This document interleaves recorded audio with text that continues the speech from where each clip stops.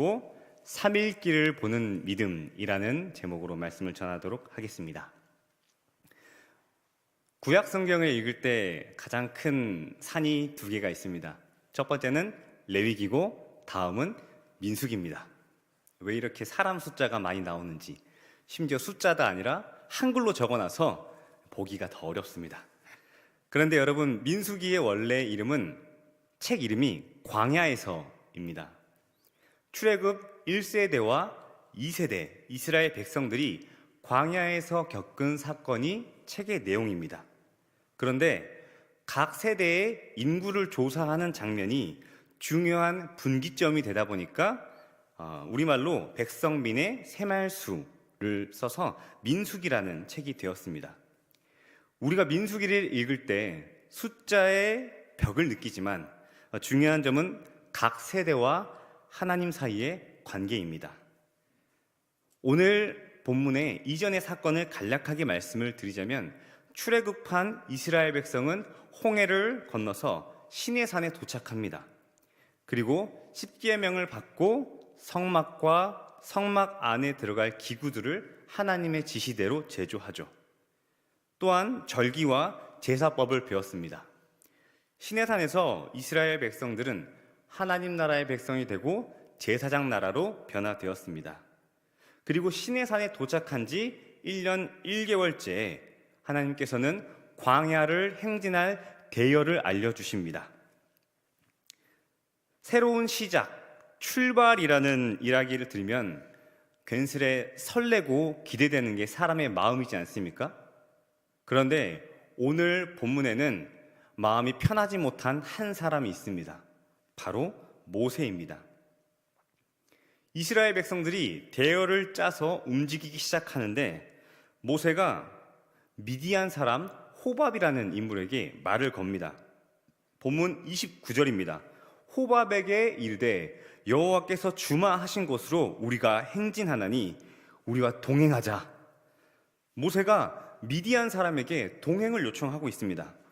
그 이유가 31절에 나옵니다. 당신은 우리가 광야에서 어떻게 진칠지를 아나니 우리의 눈이 되리라. 호밥이 길 안내자가 될 수 있으니 함께 가달라고 하는 것이죠. 호밥의 대답은 어땠을까요? 호밥은 거절했습니다. 29절에 나옵니다. 나는 가지 아니하고 내 고향 내 친족에게로 가리라. 거절이죠. 그런데 모세의 반응이 우리가 알고 있는 신실한 하나님의 지도자와는 조금 다릅니다. 모세가 간청을 합니다. 청하건대 우리를 떠나지 마소서. 한글 성경으로 읽어보면 굉장히 담담하게 표현이 되는데요. 이게 영어로 읽어보면은 리얼한 느낌이 납니다. 제가 이제 미국에서 20년 살다 오신 목사님과 사모님 앞에서 영어를 하기가 좀 민망한데요. 여러분 이 느낌을 한번 좀 느껴주시기 바랍니다. Please don't leave us. 느껴지십니까? 곧 바짓가랑이라도 잡을 것 같은 청하건대 가지 마소서. 이게 바로 모세가 호밥에게 하는 태도입니다. 여러분, 그러면서 모세가 이렇게 말합니다. 이스라엘의 눈이 되리라. 무슨 말입니까? 호밥 없는 이스라엘은 눈먼 장님이라는 뜻이죠. 이스라엘 민족 최고의 지도자가 평범한 미디안 사람의 한마디에 쩔쩔매고 있습니다. 도대체 어떻게 된 일일까요? 모세와 이스라엘 백성들은 시내산에 도착할 때까지 불기둥과 구름기둥으로 하나님의 임재로서 인도를 받았습니다. 여전히 불기둥과 구름기둥이 있습니다. 그런데 모세는 뜬금없이 호밥에게 매달리고 있는 거죠. 우리는 시내산에서 있었던 사건들을 보면 모세의 태도를 유추해 볼 수가 있습니다. 시내산에 굉장히 유명한 사건이 두 가지 있습니다. 하나는 십계명이고 다른 하나는 이어지는 금송아지 사건입니다. 시내산에 도착해서 모세가 산으로 올라갔습니다. 지도자인 모세가 사라지자 이스라엘 백성들은 아론에게 하나님을 보여달라고 말하죠. 아론은 금을 모아서 송아지를 만들었습니다. 이 사건을 너무 잘 알고 계시지 않습니까? 그런데 하나님께서는 이 사건 때문에 모든 이스라엘 백성을 진멸하려고 하셨습니다. 다 쓸어버리고 모세, 너와 다시 시작하겠다. 이게 바로 하나님의 말씀이셨죠. 하지만 모세는 이스라엘 백성 200만 명과 자신의 생명책에 적혀있는 이름을 걸고 중보기도를 해서 그들을 살려냈습니다. 그리고 이 사건이 불과 몇 달 전입니다. 모세는 이 행진이 시작되는 가운데 하나님의 거룩하심과 백성의 완악함을 여전히 기억하고 피부로 느끼고 있습니다. 그 근거로 11장 11절 행진을 조금 하고 나서 모세가 이렇게 말씀하십니다. 어찌하여 종을 괴롭게 하시나이까? 이 모든 백성을 내게 맡기사 내가 그 짐을 지게 하시나이까? 이 모든 백성을 내가 배웠나이까? 내가 그들을 낳았나이까? 자신이 낳은 자식도 아닌데 이스라엘 백성들의 불평과 불만을 모두 다 감당하고 있는 이 모습이 바로 모세가 지금까지 견뎌온 현실입니다. 그리고 이 현실의 이 갈등으로부터 오는 고통이 바로 모세의 눈에는 하나님이 만들어주신 대열, 이 진영에 투사되고 있는 것이죠. 잠시 자료를 한번 띄워주시겠습니까? 예, 이게 바로 하나님께서 정해주신 진영입니다. 좋습니다. 여러분, 그런데 이 진영을 짜고 유지해서 걸어가는 게 보통 일이 아니었을 겁니다. 제가 학교를 다닐 때까지만 해도 평일에, 매월 첫 번째 평일에 운동장에 나가서 국기 개양식을 했습니다. 뜨거운 땡볕 아래에서 교장 선생님의 훈화 말씀을 들으면은 일렬로 서 있는 게 왜 그렇게 힘들던지 삐뚤빼뚤해지고 줄도 잘 안 맞습니다. 군대에 가니까 똑같이 매월 첫째 평일에 국기 개양식을 하는데 하나를 더 합니다. 바로 사열이란 걸 합니다. 아마 TV에서 군인들이 음악에 따라서 걷다가 갑자기 90도로 바꿔서 걷는 그런 장면을 보신 적이 있을 겁니다. 이 사열은 군악대의 연주에 맞춰서 연병장을 도는데 특징이 방금 말씀드렸던 것처럼 90도로 방향 전환을 합니다. 여러분, 이게 굉장히 어렵습니다. 이 사열 명령 중에 좌양 앞으로가 우양 앞으로가라는 명령이 있는데요. 일자로 걷다가 발목을 확 틀어서 90도로 모든 인원이 동시에 걸어야 합니다. 맞을까요? 절대 안 맞습니다. 몇 시간을 연습해도 맞지가 않습니다. 그래서 이 사열이 살필사, 지휘관이 앞을 지나가는 장병들을 살펴본다는 산데 우스갯소리로 죽을 사다, 이게 연습하다 사람 쓰러지겠다라는 이유로 그렇게 사열이라고 부르기도 합니다. 그런데 지금 이스라엘 백성이 하고 있는 게 바로 이 사열입니다. 좌양좌 우양우를 이스라엘 백성들이 맞춰봤을까요? 홍해를 지나서 올 때 대열을 맞췄을까요? 335 좋아하는 사람과 함께 오지 않았겠습니까? 그렇게 편하게 왔던 이스라엘 백성들이 지금은 대열을 맞추고 각을 맞춰서 걸어야 합니다. 진짜 큰 문제는요, 하나님께서 성막을 만드시는 방법, 그 안에 기구를 만드는 방법, 제사법을 알려주셨는데 하나같이 그대로 지켜야 합니다. 이 순서와 이 방법을 지키지 않으면 잘 알고 계시다시피 나답과 아비후처럼 직사입니다. 이 하나님의 명령의 핵심이 무엇일까요? 레위기의 핵심 메시지와 동일합니다. 내가 거룩하니 너희도 거룩하라. 세상과 다른 하나님의 방법, 하나님의 질서를 지켜라, 이 말씀이죠. 이 명령이 이제는 진영과 행군에까지 적용이 되고 있는 겁니다. 그런데 모세가 볼 때 이스라엘 백성들은 너무 위태위태합니다. 거룩한 방법을 지키기 위해서 목숨을 걸어야 하는 백성들은 여전히 먹을 것과 마실 것과 자신의 안위에만 관심이 있습니다. 그런 모세의 눈에 들어온 게 바로 호밥이었죠. 오늘 말씀을 들으시는 여러분도 어떤 집단이나 조직이나 또는 사람을 이끌고 계시지 않습니까? 작게는 가정이나 좀 더 크게는 회사의 팀 또는 조직 그 자체를 이끌고 계실지도 모릅니다. 우리가 어떤 조직이나 일을 맡게 되면은 우리 또한 하나님과 사람 사이에서 갈등을 경험하게 됩니다. 때로는 어떤 사람이 하나님의 질서와 하나님의 방법을 따르지 않아서 갈등이 생기고, 때로는 오랫동안 해왔던 일 자체에 세상적인 방법이 녹아있다는 걸 깨닫게 되기도 합니다.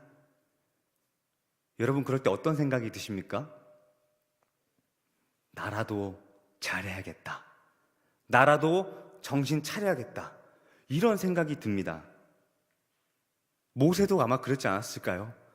하나님께서 맡기신 이 백성들이 엇나가는 걸 막기 위해서 내가 정신을 차려야 된다. 이 백성들이 대열을 흐트러뜨리지 않도록 내가 무언가를 해야 한다. 그때 바로 호밥이 있었던 거죠. 호밥은 미디안 사람이었습니다. 미디안 족속이라 하면 모세가 애굽의 왕자 시절에 사람을 죽이고 도망갔을 때 만난 족속인데요. 광야에서 양을 치는 민족이었습니다. 그러다 보니까 광야 길에 굉장히 눈이 밝죠. 아마 모세가 생각했을 때 이 200만 명들이 대열을 흐트러뜨리지 않고 움직일 수 있는 큰 길을 호밥은 알고 있지 않았을까? 그런 생각에 호밥을 의지했던 것 같습니다. 하나님과 이스라엘 사이의 문제에서 눌려버려서 스트레스를 받던 모세의 생각이었겠죠. 본문의 모세처럼 사람이 스트레스를 받으면 시야가 좁아집니다. 너무나 많은 연구 결과가 있는데 찾아보니까 미국 텍사스 대학교의 연구에서는 스트레스를 유발하는 코르티솔이라는 호르몬이 분비되면 실제로 뇌의 크기가 줄어들고 이 때문에 기억력과 인지 능력이 저하된다고 합니다. 사람이 스트레스를 받으면 장기적인 결과보다는 단기적인 효과에 집중하게 된다는 거죠. 그래서 유명한 말이 있습니다. 배고플 때는 어디를 가지 말아라. 배고플 때는 마트를 가지 말아라 라는 말이 있습니다. 허기 때문에 스트레스를 받은 뇌가 보이는 대로 사라고 부추기기 때문이죠. 이 정도만 먹어도 배가 부를 것 같은데 뇌는 저것도 사고 저것도 사라고 시킵니다. 그렇게 실컷 사서 집으로 돌아오면은 뜯지도 않은 음식들이 집에 쌓여 있기도 합니다. 내가 어느 정도 먹어야 할지, 나한테 필요한 게 정말 무엇인지 알았더라면 사지 않았을 음식이 혹시 부엌 한 구석에 있진 않으십니까? 그 실수가 바로 호밥에게 도움을 청한 모세의 실수입니다. 지금 모세에게 정말로 필요한 게 무엇일까요? 호밥의 도움입니까? 하나님의 도움입니까? 호밥이 이스라엘의 진영을 만들었습니까? 아닙니다. 하나님께서 한치의 오차도 없이 전부 다 하셨습니다. 그런데 갈등과 스트레스가 하나님에 대한 시야를 가리자 모세의 눈에는 호밥이 들어왔고 호밥의 거절에 모세의 마음도 흔들렸습니다. 우리가 사람의 도움을 구하는 것 자체는 잘못이 아닙니다. 그러나 너무 잘 아시다시피 하나님께서 우리를 도우신다는 사실을 잊어버린다면 그것은 잘못입니다. 지금 여러분에게 사람의 도움을 얻어서라도 꼭 해내시고 싶으신 일이 있으십니까? 하나님, 꼭 그 일이 되기 원합니다. 이 일을 하는데 누군가 도와줄 수 있을 것 같습니다. 그 사람을 써서라도 반드시 도와주세요. 저 그게 아니면 안 됩니다. 혹시나 우리 마음과 생각에 이런 것이 있진 않습니까? 어쩌면 우리는 그 문제의 스트레스에 압도되어 있을지도 모릅니다. 기독교 강요의 저술가 칼빈 선생님은 이렇게 말씀하셨습니다. 하나님은 인간의 도움을 자신이 섭리 속 수단으로 사용하시지만 그 도움에 신뢰를 두는 순간 신앙은 방향을 잃는다. 하나님께서 사람의 손을 통해서 우리의 문제를 해결해 주실 수는 있지만 사람이 해결자가 되진 않는다는 것입니다. 우리는 하나님이 아닌 사람을 의지할 때 하나님의 자녀라는 품위가 망가진다는 사실을 기억해야 합니다. 여러분, 재벌 2세 마약범과 형사의 대립을 다룬 베테랑이라는 영화가 있습니다. 거기서 이 재벌 2세가 형사의 아내에게 비서를 보내서 큰 돈을 줍니다. 형사에게 이제 수사 좀 그만하라는 거죠. 그런데 그 형사가 아내가 그날 형사에게 돌아와서 이런 말을 합니다. 굉장히 명대사인데요. 우리가 돈이 없지 가오가 없냐, 이런 말을 했습니다. 여러분, 우리가 그리스도인으로서 이 정신을 좀 본받을 필요가 있지 않겠습니까? 우리가 돈은 조금 부족할지언정 우리를 도와주시는 하나님이 계십니다. 여러분, 믿으십니까? 우리의 능력은 부족할지라도 우리를 도우시는 하나님의 손은 부족하지 않습니다. 현실적인 해결책이 보이지 않는다고 해서 여기저기 고개를 조아리면서 자존심을 팔지 않아도 괜찮습니다. 아무리 우리 주변에 호밥에게 도움을 요청해도 하나님께서 허락하지 않으신다면 그 호밥은 매몰차게 떠나고 맙니다. 우리의 자존심만 낮아질 뿐이죠. 여러분, 우리가 삶에서 우리에게 맡겨주신 사람이나 공동체를 이끌어갈 때 이 다음 3일 길이 너무나 멀게만 느껴집니다. 내일 모레가 보이지 않는 거죠. 우리 또한 모세가 만났던 것처럼 하나님의 거룩하심과 인간의 완악함 사이에서 현실의 파도를 겪게 됩니다. 우리가 이 파도를 어떻게 피할 수 있을까요? 파도를 피하려면 그 파도보다 높은 곳으로 가면 됩니다. 이 고백이 시편 61편 2절과 3절에 있습니다. 함께 읽어보기 원합니다. 내 마음이 약해질 때 땅끝에서부터 주께 부르짖으오리니 나보다 높은 바위에 나를 인도하소서.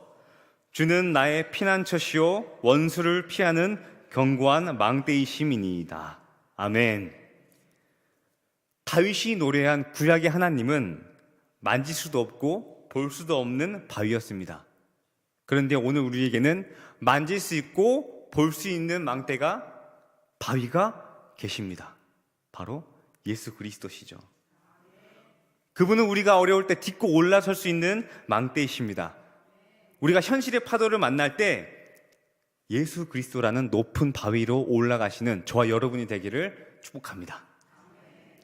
여러분, 그런데 모세가 호밥을 의지하는 장면에서 우리는 한 가지 질문을 더 해볼 수가 있습니다. 시내 산에서 있던 하나님과 이스라엘 백성들의 갈등에서 잠깐 사람을 의지했다. 예, 그럴 수 있습니다. 그런데 지금까지의 과정을 돌아보면은 구름 기둥과 불 기둥의 인도를 받아왔습니다. 여전히 있죠. 그런데 왜 흔들리는 걸까요? 포인트는 바로 언약궤에 있습니다. 본문 말씀을 보면은 눈여겨봐야 할 점이 이제부터 이스라엘을 인도하는 주체가 바로 언약궤입니다. 그런데 여러분, 잠깐 우리가 모세의 시선을 공유하기 원합니다. 모세의 눈에 언약궤가 어떻게 보일까요? 시내산에서 성막을 만들고 언약궤를 만들고 이제는 시내산을 떠났습니다. 모세의 눈에 언약궤는 어떻게 보였을까요? 언약궤 안에 세 가지 물건이 있습니다. 십계명이 기록된 돌판, 만나를 담은 항아리, 아론의 쌍난 지팡이. 여러분이 보시기에는 언약궤의 용도가 뭘로 보이십니까? 광야에서 길을 알려주는 나침반으로 보십니까? 아니면 소중한 물건을 담고 멈춰 있으면 하나님께서 임재하시는 황금 상자로 보이십니까? 2번, 2번이죠. 금으로 만든 중요한 상자, 중요한 물건이 들어있는 상자, 굉장히 소중합니다. 멈추면 하나님께서 그 속죄소라는 장소에 임재하시는 굉장히 소중한 상자입니다. 그런데 나침반으로는 보이지가 않습니다. 이게 언약궤를 바라보던 모세의 시선입니다. 언약궤가 3일 길을 인도한다는 건 생각할 수 없죠. 그런데 하나님의 시선은 달랐습니다. 하나님이 보실 때 언약궤는 이제부터 이스라엘의 눈이고 길잡이입니다. 이게 언약궤가 앞서가는 포인트죠. 언약궤는 하나님의 보이지 않는 도우심을 보여주고 있습니다. 이제는 언약궤를 의지하면서 나아가야 하는 것이죠. 그런데 3일이나 앞서가다 보니까 보이지 않습니다.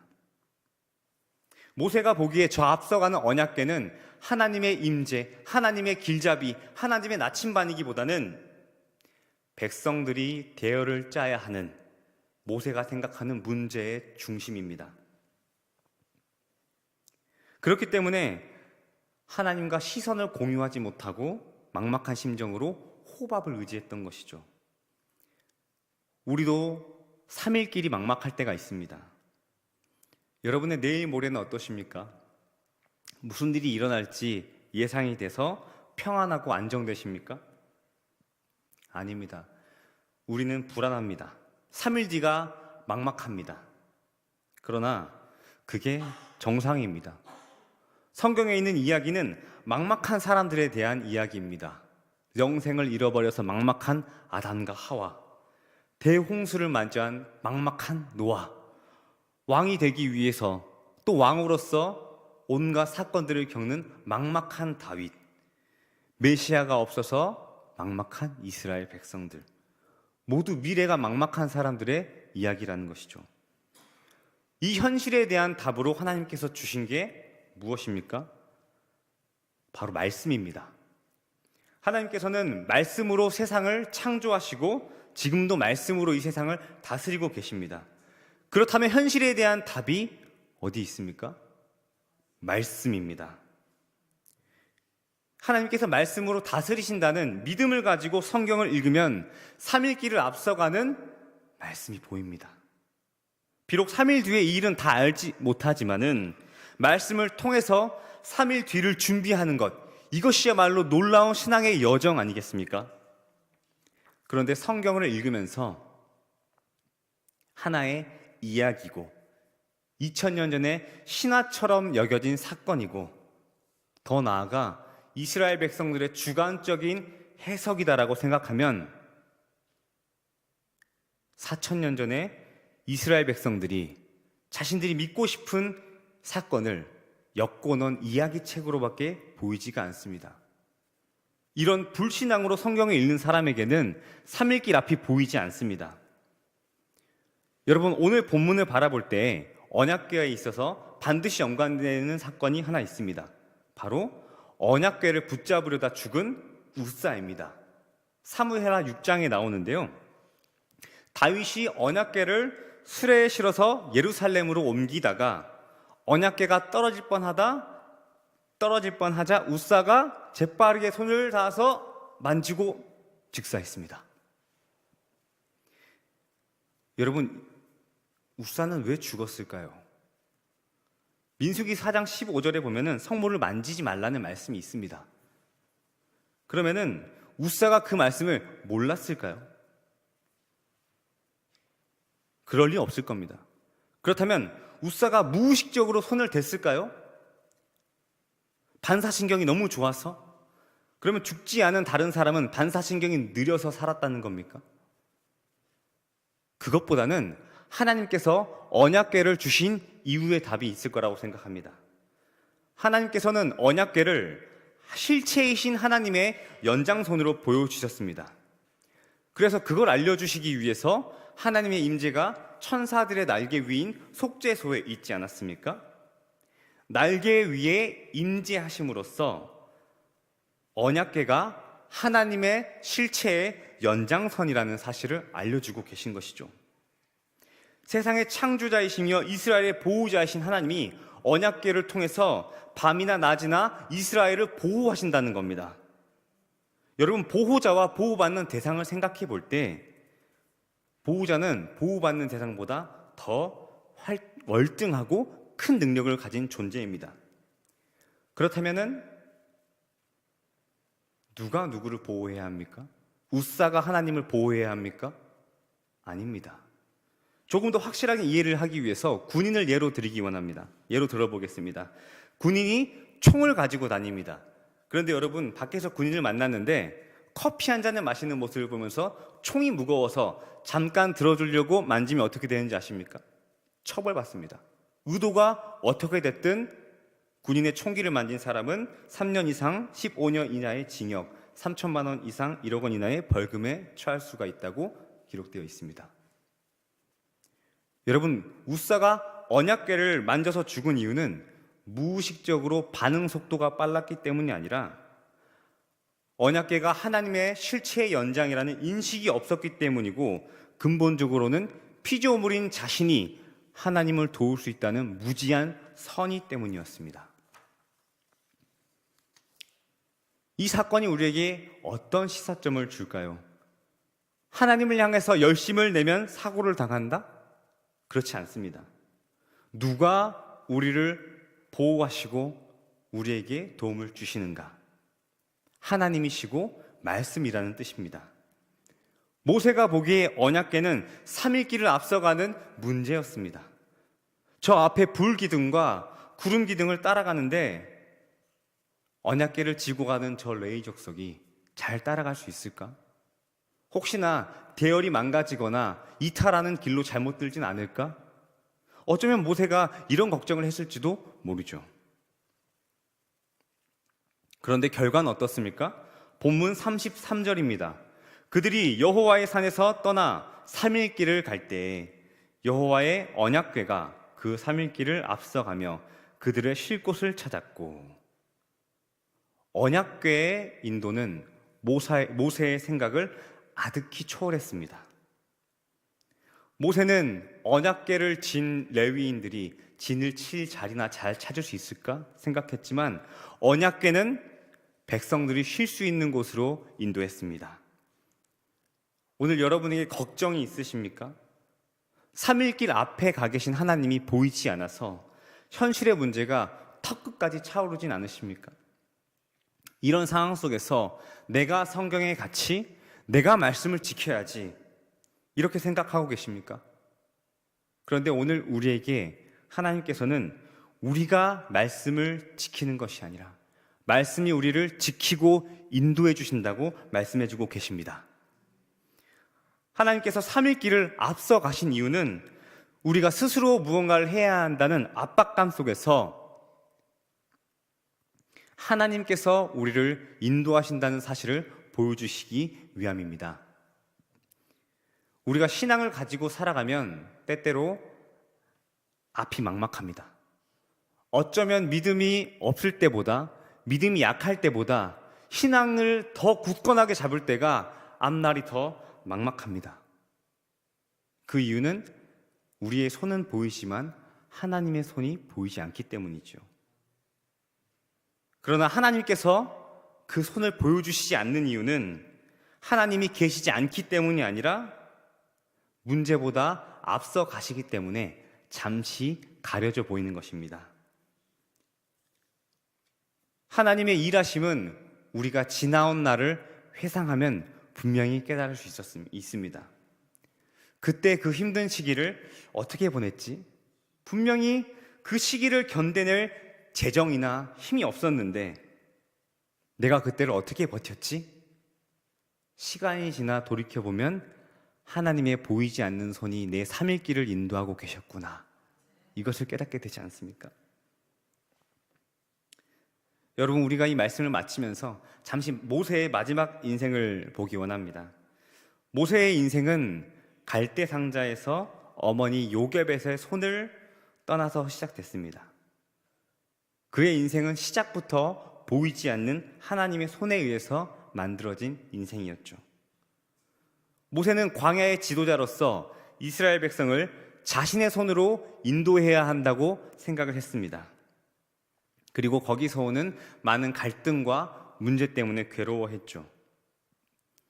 그러나 보이지 않는 하나님의 손이 자신과 이스라엘 백성을 인도하신다는 믿음과 깨달음을 가질 때 그는 비로소 자신의 손을 놓을 수 있었습니다. 그래서 결국 가나안 바로 앞 느보산에서 하나님이 너는 가나안에 들어가지 못한다 라고 했을 때 이스라엘 백성을 자신의 손에서 떠나보낼 수가 있었습니다. 보이지 않는 하나님의 손이 비록 보이진 않지만 3일길 앞에 반드시 존재하신다는 것을 믿었기 때문이죠. 여러분 혹시 오늘 감당할 수 없는 막막함 가운데 계시다면 모세처럼 우리 인생과 우리에게 맡겨진 소중한 것들을 3일길 앞에서 인도하시는 하나님이 계시다는 사실을 꼭 믿으시기 바랍니다.